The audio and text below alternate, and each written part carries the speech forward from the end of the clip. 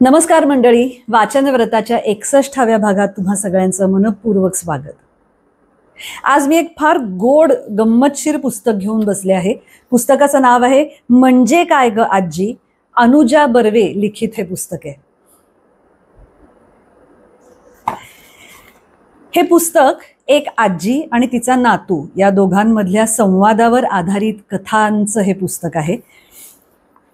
आपली मराठी भाषा फार समृद्ध आहे असं आपण अनेकदा म्हणतो। एकेका शब्दाला अनेक वेगवेगळ्या छटा आहेत। तर अनुजा आजींनी रोहिणसाठी म्हणजे तिच्या नातवासाठी लिहिलेल्या आणि इतरही अनेक नातवंडांसाठी लिहिलेल्या या कथांमधून एकेका शब्दाचे अनेक अर्थ, अनेक छटा कशा फार सुंदर पद्धतीने आपल्या भाषेत विणलेल्या असतात, अशा अर्थांच्या या सगळ्या कथा आहेत। मी या पुस्तकाविषयी अधिक काही बोलत नाही।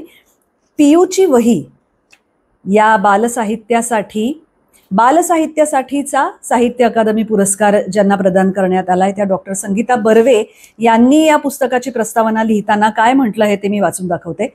मित्रमैत्रिणींनो, गोष्टी तुम्हाला भारी आवडतात, शिवाय त्या साध्या सोप्या शब्दात पण जरा गमती जमती करून सांगितल्या तर आणखी जास्त आवडतात, हो ना? गोष्टींबाबतची ही गोष्ट मोठ्यानं समजलेली असते, त्यातल्या त्यात आपल्या आजीला जास्तच समजलेली असते आणि म्हणूनच आजी आपल्याला जास्त जवळची वाटते। एकतर ती आपल्यासाठी वेळ देते, गप्पा मारते आणि गप्पा मारता मारता आपल्याला छान छान गोष्टीही सांगते। अनुजा आजीनी नेमकं हेच केलंय, पण तिने त्यात आणखी एक गंमत केली आहे। एका शब्दातून अनेक अर्थ कसे निघतात हे रोहिणला समजावून सांगता सांगता अनुजा आजीला असं वाटलं की फक्त रोहिणलाच का सांगायचं, तमाम नातवंडांना सांगूया की। आणि म्हणूनच शब्द एक अर्थ अनेक या मध्यवर्ती कल्पनेवर आधारित असलेलं म्हणजे काय ग आजी हे पुस्तक अनुजा आजींनी तुम्हा सर्वांसाठी प्रकाशित केलेलं आहे। आता यामध्ये सुद्धा एक गंमत केली आहे बरं का आजींनी। काय गंमत आहे तर, तुम्ही मुलं मराठी बोलता बोलता खूप इंग्लिश शब्द मध्ये मध्ये वापरता, हो की नाही? त्याच पद्धतीने आजींनी तुम्हाला समजावून सांगितलंय। आता बघा, म्हणजे रोहिण विचारतो, आजी आज कुठली गोष्ट सांगणार आहेस? आजी म्हणते की माऊसची गोष्ट। त्यावर इंटरेस्टिंग असं म्हणत रोहिण लगेचच पोज घेऊन बसतो बरं का। आणि मग उंदीर कसा रुसून बघतोय गणपती बाप्पाकडे आणि तो नाराज झालाय म्हणून बाप्पा त्याची कशी समजूत काढतो, ही गोष्ट आजीनी अशी काही रंगवून सांगितलीये की ज्याचं नाव ते। उंदीर मामा जोरात पळतो की नाही इकडून तिकडे, तर ती जी त्याची गती आहे ती पाहून लवकरच मानवी जीवनामध्ये संगणकाचा शोध लागेल, तेव्हा माणूस आणि कम्प्युटर मधला दुवा होऊन तुलाही माझा भक्त म्हणून महत्वाचं स्थान मिळेल आणि तुझी इच्छा लवकरच पूर्ण होईल, असा वर मामाला बाप्पाकडून प्राप्त होतो। मला खात्री आहे एव्हाना महत्वाचं स्थान म्हणजेच माऊस हे तुम्ही नक्कीच ओळखलं असेल। अशा छान छान गोष्टी अनुजा आजींनी सांगितल्या आहेत। मोड या शब्दाचे किती अर्थ सांगितलेत अनुजा आजींनी। पेपराच्या घड्या मोडतात, गवार मोडतात, मदतीला कोणी नसेल तर कामामुळे हात अगदी मोडल्यासारखा होतो, कडधान्याला मोड येतात, भांडी मोडीत काढतात। बापरे, शब्द एकच पण अर्थ किती निरनिराळे। मात्र हे समजण्यासाठी अनुजा आजीचं पुस्तक वाचायला हवं। पात्र, फुलपात्र, मेषपात्र, खडा, खडाजंगी, खडाष्टक, शीर, शिर किंवा शिरा, पाणी, पाणी, अशा अनेक प्रकरणांमधून तुम्हाला एकाच शब्दाचे अनेक अर्थ समजावून सांगितले आहेत अनुजा आजींनी। यामध्ये एका गोष्टीने मात्र मी जरा विचारात पडले की तुम्ही सगळेच इंग्लिश मीडियमचे, इंग्रजी माध्यमात शिकणारेच आहात अशी समजूत का बरं करून घेतली असेल अनुजा आजींनी? आणि म्हणूनच तुम्हाला समजायला सहज सोपं व्हावं या भावनेने तिनं इंग्लिश शब्दांचा मध्ये मध्ये वापर केला असेल का? पण नंतर असंही वाटलं की मराठी माध्यमात शिकणाऱ्या आणि इंग्लिश मीडियमच्या किंवा इंग्रजी माध्यमात शिकणाऱ्या अशा सगळ्याच नातवंडांना मराठी शब्दांचे हे अनेक अर्थ, त्यातली गंमत हसत खेळत मी सहज कळायला हवी, म्हणूनच हा प्रयत्न आहे आणि तुम्हाला तो नक्की आवडेल याची मला खात्री आहे। त्यासाठी हे पुस्तक जरूर वाचा, त्यातले शब्द आपल्या उपयोगात आणा, एकाच शब्दाचे अनेक अर्थ होणारे आणखी वेगवेगळे शब्द तुम्ही शोधून काढा आणि त्यासाठी तुम्हाला सगळ्यांना खूप शुभेच्छा। शब्द एक अर्थ अनेक हे शोधण्यासाठी तुम्हा सर्वांना विचार करायला शिकवल्याबद्दल अनुजा आजीचं खूप खूप खूप अभिनंदन आणि पुढील लेखनासाठी शुभेच्छा. तुमची संगीता आजी. तर मंडळी, हे पुस्तक आता सुट्टी सुरू होतेच आहे, तर तुमच्या नातवंडांसाठीही जरूर घ्या आणि त्यांना ह्यातल्या गोष्टी जरूर वाचून दाखवा. मी ह्यातल्या आता 1-2 गोष्टी वाचून दाखवते, पण तुम्ही हे घेतलत का आणि यातल्या गोष्टी वाचून दाखवल्यात का हे मला कमेंट्समध्ये नक्की कळवा, कारण त्यातून आपल्यातही काहीतरी इंटरॅक्शन होईल आणि खरंच गरज आहे सध्या या गोष्टींची. या निमित्ताने मला आणखीन एक गोष्ट सांगायची आहे की वाचनव्रत माझ्या अपेक्षेपेक्षा मी सुरुवातीपासून म्हटलं तसं की खूप जास्त ऐकलं जातंय, पण सबस्क्राईब मात्र केलं जात नाही. हल्ली बरेचदा बऱ्याच यूट्यूब चॅनल्समध्ये असं बघायला मिळतं की लोक ऐकतात पण सबस्क्राईब करत नाहीत. सबस्क्राईब केल्यामुळे होतं काय की इतरांच्या फीडमध्ये ऑर्गॅनिकली हे व्हिडिओज येतात, म्हणजे शोधले नाहीत तरी सुद्धा ते त्या फीडमध्ये दिसत राहतात आणि त्यातून जास्तीत जास्त लोकांपर्यंत ही पुस्तकं पोहोचतील. हाईप म्हणून पण एक बटन असतं, तेही जर तुम्ही दाबलं तर त्यानेही उपयोग होतो असं मला कळलंय. तेव्हा या गोष्टीही करून बघा. पहिली गोष्ट मी वाचते. उंदीर मामा उर्फ माऊस. जवळजवळ 15 मिनिटं माझ्या नातवाची काहीच हालचाल न जाणवल्याने मी जरा विचारातच पडले. एवढी शांतता, म्हणजे स्वारीचे नक्की काय उद्योग चालू आहेत ते बघायला मी किचनमधून बाहेर आले. माऊसशी खेळ चालू होता. मला पाहून लगेचच प्रश्न आला, आजी आज कोणती गोष्ट सांगणार आहेस? त्याच्या हातातल्या माऊसकडे बघत मी म्हटलं, आज या माऊसचीच गोष्ट सांगते, चालेल? हे इंटरेस्टिंग असं म्हणत स्वारी पोज घेऊन बसली सुद्धा गोष्ट ऐकायला. फार वर्षांपूर्वीची गोष्ट. एकदा अनंत चतुर्दशीला नेहमीप्रमाणे पृथ्वीवरच्या लोकांचा प्रेमळ निरोप घेऊन गणपती बाप्पा आपल्या घरी विसावा घेत बसला होता. इतक्यात जवळच श्वास टाकत बसलेल्या उंदीर मामाकडे बाप्पाचं लक्ष गेलं. मामाची नाराजी आणि डोळ्यात तरळलेलं पाणी पाहून बाप्पानं विचारलं, काय बिनसलंय? मला नाही सांगणार? काय नाही, उंदरानं गाल फुगवून म्हटलं. गेल्या 10 दिवसातले आरत्या, मोदक, पेढे, जनतेचं प्रेम या सगळ्या आठवणींनी उदास झालीये का स्वारी? मला एवढंच आठवतंय की हे सर्व फक्त तुझ्यासाठीच होतं. ताडकन आलेल्या प्रतिक्रियेवरून बाप्पांनी ओळखलं की काहीतरी नक्की खुपतंय उंदीर मामाला. त्याच्या पाठीवरून प्रेमानं हात फिरवत बाप्पा म्हणाला, तुझ्या मनातलं जरा स्पष्टपणे सांगशील का? सगळ्या आरत्या बाप्पा तुझ्यासाठी होत्या, माझं कुठेही नाव नव्हतं. दुर्वा, शमीपत्र, मोदक सगळं तुझ्या आवडीचं. माझ्यासाठी साधी फुलाची पाकळीही नव्हती. खरंय की नाही? हो, म्हणून नाराज आहे स्वारी? आणखी काही तक्रार? मोठे मोठे लोक भल्या थोरल्या गाड्या घेऊन येत होते तुझ्या दर्शनाला. त्यांच्या वाहकांना म्हणजे ड्रायव्हर्सना अगत्यानं मोदक प्रसाद दिला जात होता आणि मी एवढ्या सातत्याने, भक्तिभावाने, मनापासून गेली अनेक वर्ष तुला या पृथ्वीवर नेऊन आणतोय, तरी माझं नखा एवढंही महत्व नसावं? मी कुठे कमी पडतोय बाप्पा? काय केलं म्हणजे मला महत्वाचं स्थान मिळेल? बाप्पाला थोडी मजा वाटली आणि तो थोडा विचारातही पडला. उंदीर मामाची भक्ती, त्याची चपळाई यावर बाप्पा बेहद्द खुश होता, परंतु मामाच्या मनात असं काही शल्य असेल याची त्याला कल्पनाच नव्हती. माणसांच्या जगात महत्वाचं आणि मानाचं स्थान हवंय तुला, हो ना? बाप्पाने विचारलं. होय.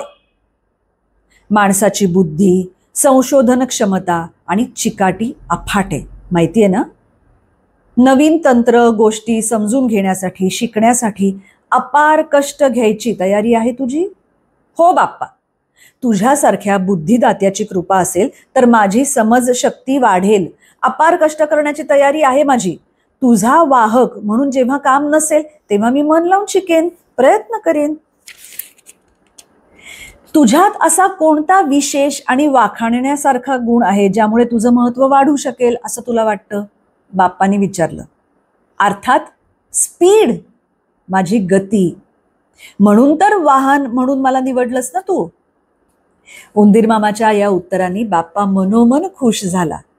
त्याला चांगलं आत्मपरीक्षण करता येतंय. प्रयत्न आणि कष्ट करायचा आत्मविश्वासही आहे. हे पाहून बाप्पा प्रसन्न झाला आणि म्हणाला, तथास्तु, तुझी इच्छा पूर्ण होईल. लवकरच मानवी जीवनात विज्ञान क्रांती होईल आणि संगणकाचा शोध लागेल. त्यावेळी तू माणूस आणि कम्प्युटर मधला दुवा किंवा कनेक्टर होशील. आजी, काय सही आहे. माझा हात घट्ट पकडून दिलेली नातवाची प्रतिक्रिया पाहताना मला मज्जा आली. त्याच्या चमकणाऱ्या डोळ्यातून माऊसची गोष्ट त्याला आवडलीये याची पावती मिळाली. प्रयत्न, कष्ट, कॉन्फिडन्स इत्यादींचं महत्त्व गोष्टीच्या निमित्तानं त्याच्या लक्षात आणून दिल्याचं समाधान मलाही मिळालं आणि नकळत मी म्हटलं, मंगलमूर्ती मोरया. त्यावर माऊस मामा की जय अशी नातवाची आलेली प्रतिक्रिया पाहून मला मनोमन खूप आनंद झाला. तर ह्या अनुजा आजी कोण हे मी पटकन सांगते. कौटुंबिक कर्तव्यपूर्ती, स्वतःच्या लहान सहान स्वप्नांची पूर्ती इत्यादीमध्ये व्यग्र असता असता आणि त्याचबरोबरीने नात्यांच्या विविध भूमिकांमध्ये बढती मिळत असता असता आजीच्या भूमिकेतल्या निखळ आनंददायी क्षणांनी आयुष्यात अलगद प्रवेश केला. आणि ते मागे वळून बघताना की काय म्हणतात ना, तो एक टप्पा देखील याच टप्प्यावर आला, अगदी नकळत. असंच त्या मागे वळून बघण्याच्या क्षणी माझ्या असं लक्षात आलं की स्वतःची आवड आणि शिक्षण शाखेची निवड आणि त्यानंतर अर्थार्जनासाठी केलेल्या नोकरीची निवड सगळीच थोडी थोडी गल्लतच होत गेली. बालवर्ग ते 11वी पर्यंतचं माझं सगळं शिक्षण बालमोहन विद्या मंदिर शाळेत झालं. शाळेत असताना मराठी हा विषय अगदी जवळचा होता. शालांत परीक्षेत मराठी भाषेत अत्युत्तम गुण मिळवून संपूर्ण शाळेत अव्वल नंबर आला होता आणि आचार्य अत्रे पारितोषिकही मिळालं होतं. हे सगळं तसं स्मरणात राहावं असं होतं खरं तर, पण त्या काळी शालांत परीक्षेत गुणांच्या टक्केवारीनं एकदा का डिस्टिंक्शनची पायरी ओलांडली की सर्वसाधारणपणे विज्ञान शाखेची निवड करावी हे समीकरण इतकं रूढ होतं की माझी रवानगी आपसुकच रुपारेल सायन्स महाविद्यालयात झाली. माझ्या मते काही पिढ्यांपूर्वी हे असंच चित्र होतं. आत्ताच मुलांना कोर्सेसही खूप असतात, त्यांना तो चॉईसही दिला जातो, त्यांना खूप लहानपणापासून कळत असतं आपल्याला काय करायचं आहे ते. पण अनुजा आजीच्या पिढीत कदाचित हे असं नव्हतं. आणि मग त्यानंतर थोडा थोडा अवांतर वेळ माझ्या खात्यात क्रेडिट होऊ लागला. मराठी वाचन मनन रूपी व्याज त्या क्रेडिटवर हळूहळू जमा होऊ लागलं. शनिवारच्या पुरवणीसाठी लेखन, प्रतिक्रिया पत्र लेखन, लेखन स्पर्धा खुणावू लागल्या आणि गवसलेल्या मराठी सखीचा हात परत हरवणार तर नाही ना या भयानी कदाचित नकळतच घट्ट धरला गेला.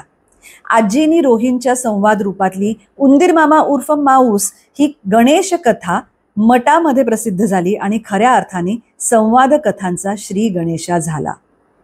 आणि त्यानंतर अशा या संवाद कथा तयार झाल्या आणि त्याचं पुस्तक आलं. इंकिंग इनोव्हेशन्सनी ते प्रकाशित केलं. पुढची एक गोष्ट वाचते. तार एक धास्ती की वाजणं की. रोहिणला, माझ्या नातवाला, शाळेला सुट्टी असली की माझा वेळ मज्जेत जातो आणि अर्थातच कामं उरकायला आधी वेळेचं नियोजनही करावं लागतं. आजीसारखा हक्काचा श्रोता मिळाल्याने त्याची अव्याहत बडबड चालू असते आणि संवादात का, हाऊ, वेन, कुठे असे द्वैभाषिक प्रश्न असतातच जोडीला. परवाच्या सुट्टीच्या दिवशीची ही गोष्ट. इंदुबाई तारेवर कपडे वाळत घालत असताना त्यांच्या नेहमीच्या जागा बदलल्या. काय ग इंदुबाई, कपडे वाळत घालताना नेहमीच्या जागा बदलल्यास की? तुला काय झालंय ग 2 दिवसांपासून गप्प गप्पशी आहेस? कामवाल्या बाईचा रागरंग बघून मी जरा काळजीनेच विचारलं. बेडवर पालथं पडून रोहिणचं बुक रीडिंग चालू होतं. काय होणार, आमचे मालक 2 दिवसांपासून तारेतच आहेत. डोसक्याला निसता ताप, लागोपाठ चाललंय. पिणं नि मारणं दाखवण्यासाठी केलेल्या हाताच्या खुणा नि इंदुबाईचा चिडचिडा स्वर ऐकून माझं लक्ष रोहिणकडे गेलं. ऍक्शन सुदैवानं त्याने बघितली नव्हती, पण कान मात्र आमच्या बोलण्याकडे होतेच. आजी, एक विचारू?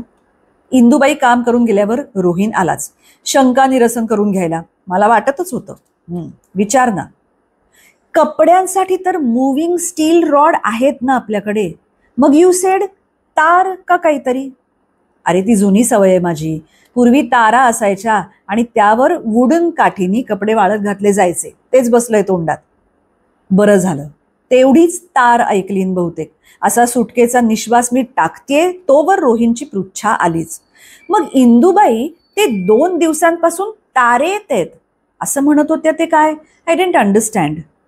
खरं तर रोहिणला मराठी भाषेतल्या शब्दांची गंमत सांगायची संधी साधायला मला खूप आवडतं, पण ही तार एक्सप्लेन करायची मात्र नकळत टाळाटाळ झाली माझ्याकडून. तुझं होमवर्क वगैरे असेल ना ते करून टाक पटकन. मग मी डोंबाऱ्याची गोष्ट सांगणार आहे तुला आज. आजी केव्हाच झालंय, ऑल डन, सांग ना गोष्ट. मग आयपॅडवर सर्च मारून आधी डोंबाऱ्याचे सगळे पिक्स शोधून एक एक खेळ रंगवून सांगायला सुरुवात केली. त्या काळात आयपॅड फोन्स नसल्याने आय नि आयच्या आया ई साक्षर नव्हत्या, परंतु डोंबारी मात्र सर्रास दिसायचे. हल्ली डोंबाऱ्यांची वानवा झालीये, पण मनोरंजनाची साधनं बदलली नि आज्याही सहजच ई माध्यमं हाताळायला लागलेत. डोंबाऱ्याची बायको अशी त्या थिन तारेवरून या टोकापासून त्या टोकापर्यंत चालत जात असे.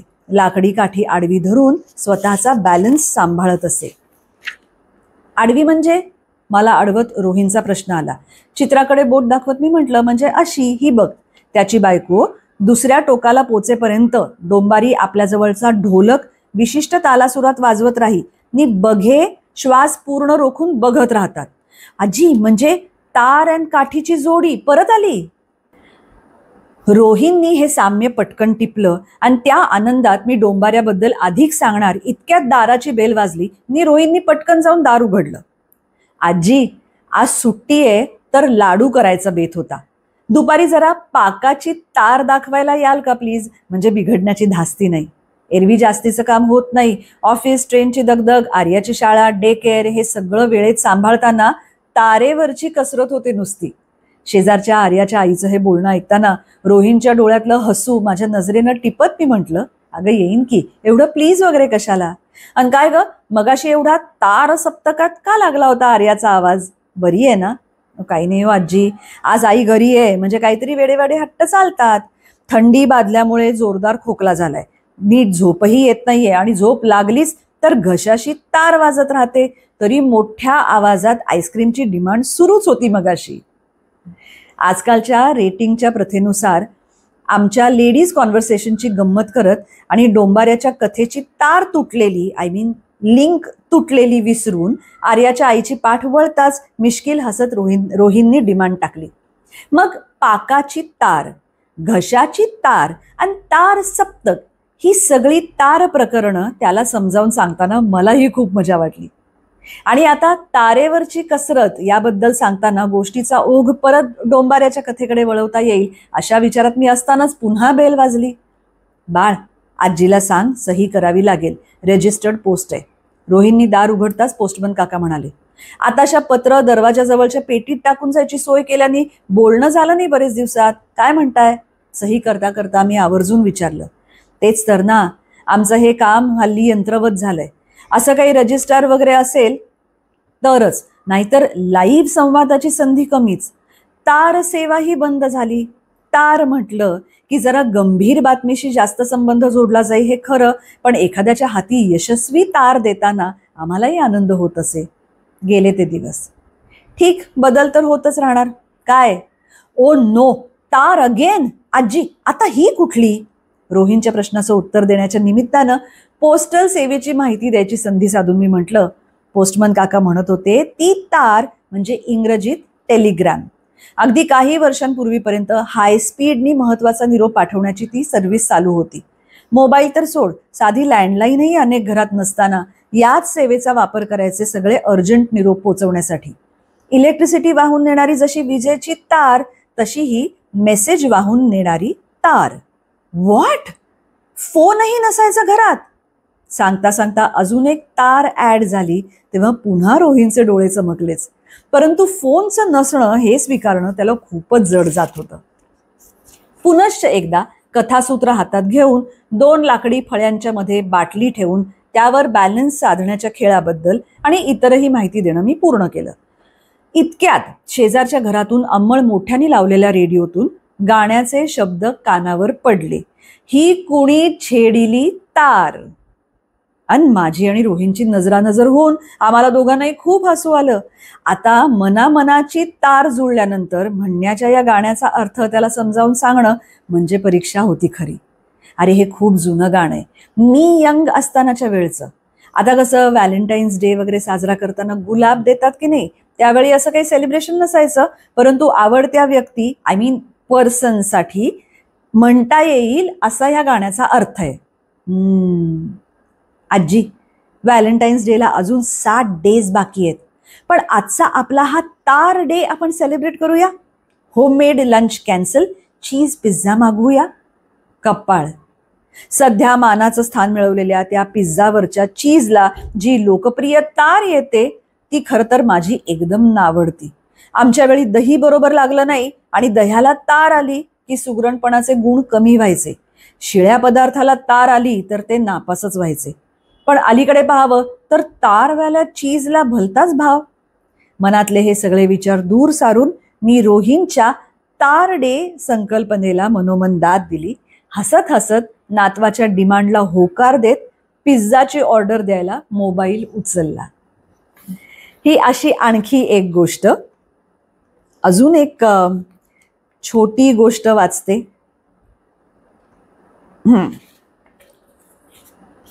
हलवा हलवा हलवा हलवी. अरे अरे रोहिण, आत्ता लगेच काढू नको बरं त्या पिशवीतल्या वस्तू. काय शोधतोयस तू? काय हवंय तुला? या करोना काळात बाहेरून आणलेल्या वस्तू लगेच वापरता येत नाहीत, त्यामुळे व्याप वाढतो नुसता. मी पसाऱ्यामुळे उलट अधिकच दमल्यासारखं होऊन माझा स्वर अंमळ चढा लागतो आताशा. आजी, गाजर हलवा करीन म्हटलं होतंस ना, पण या तुझ्या शॉपिंग बॅगमध्ये गाजर तर दिसतच नाहीये मला. रोहिण तसा गोडघाशा, म्हणजे गोड पदार्थाला पटकन पसंती मिळते त्याची. दुधी हलवा तर आवडतोच, पण दुधी तसा 12 महिने उपलब्ध असल्यामुळे त्याची मातब्बरी अंमळ कमीच. एकदा का गुलाबी गाजरांचा सीझन सुरू झाला की प्रेफरन्स गाजरालाच. अरेच्या, खरंच की गाजर तेवढी नेमकी विसरली बघ.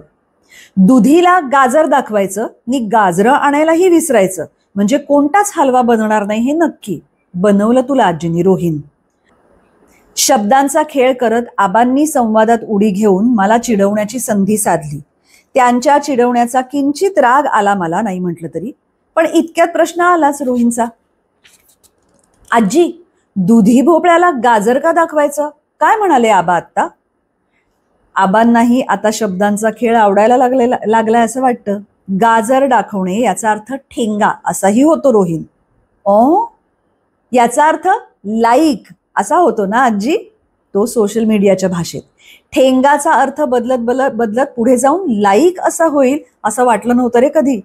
बरं ते जाऊ दे, चल पटकन खाली जाऊन गाजरं घेऊन येऊया. खुश होऊन स्वारी सँडल्सनी मास्क घालून तयार झाली. गाजरं घेताना बाजूच्या भैयाचा दुसऱ्या एका आजींशी चाललेला संवाद कानावर आला. माझी, आपके पोते को देखा कल, उसके फ्रेंड के साथ बात करते करते आंखें भर आई थी उसकी. कुछ स्टोरी चल रही होगी दोनों की. ऐसे भी मेरा पोता मन का हलवा है एकदम से. मन का हलवा? मला हसू आवरेना. तेवढं वाक्य बरोबर रोहिणच्या कानाने टिपलं. आजी, हा कोणता हलवा? दुधी भोपळा, गाजर, रेड भोपळा हे हलवा मला माहिती आहेत. मेनी व्हरायटीज असतात का ग हलवाजच्या? रोहिण, बदामी हलवा आणि माहीमचा हलवा असेही आणखी 2 प्रकार असतात. या मनका हलवा बाबत मात्र पटकन मी जाता जाता सांगते. अरे त्या आजींना त्यांचा नातू हळवा आहे म्हणजे सेन्सिटिव्ह आहे असं सांगायचं होतं बहुतेक. हिंदी भाषेत बोलताना चुकून मराठी शब्द वापरला त्यांनी. मनका हलवा म्हणाल्या, म्हणजे मनका हळवा असं त्यांना म्हणायचं होतं. एक्सप्लेन करता करता आमची दुक्कल घरात पोचतीये तोच आबांची चिडचिड कानावर आली. सारखं सांगत असतो मी, वस्तूंची हलवा हलव करू नका.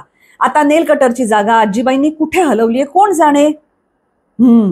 त्या नेल कटरवर लावलेला चाव्यांचा मोठा जुडगा हलवा म्हणजे लगेच दिसेल बरं. मी जराही हलवा हलव केलेली नाहीये.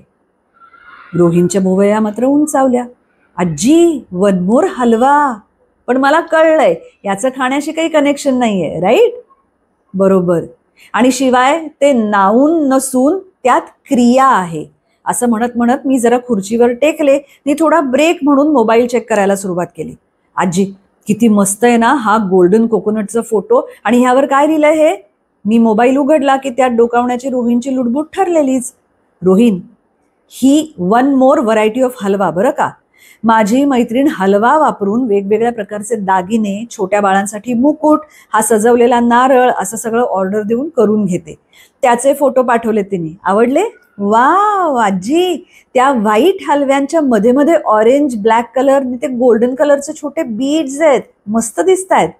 गोल्डन बीड्स सारखं दिसतंय, त्याला जिग म्हणतात असं रोहिणला सांगणार होते, तेवढ्यात दारावरची बेल वाजली.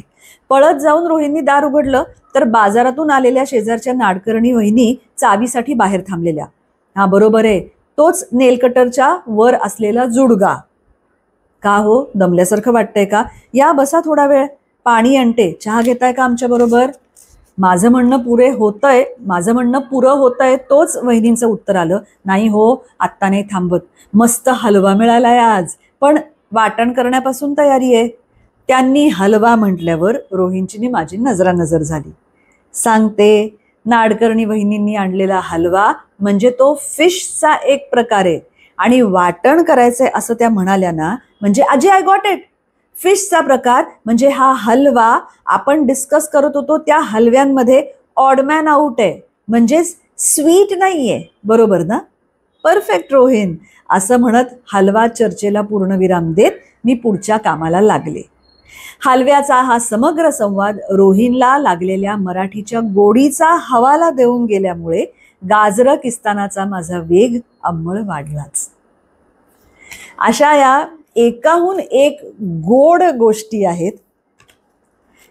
तुमच्या नातवंडांना नक्की वाचून दाखवा. खरं तर छोट्या आहेत, त्यामुळे थोड्याशा मोठ्या नातवंडांना म्हणजे मुलांना त्या वाचताही येतील. कदाचित त्यातले काही अर्थ सांगावे लागतील, पण तरी सुद्धा फार वाचनीय, संग्रहणीय असं हे पुस्तक आहे. नक्की घ्या, नक्की वाचा. म्हणजे काय ग आजी,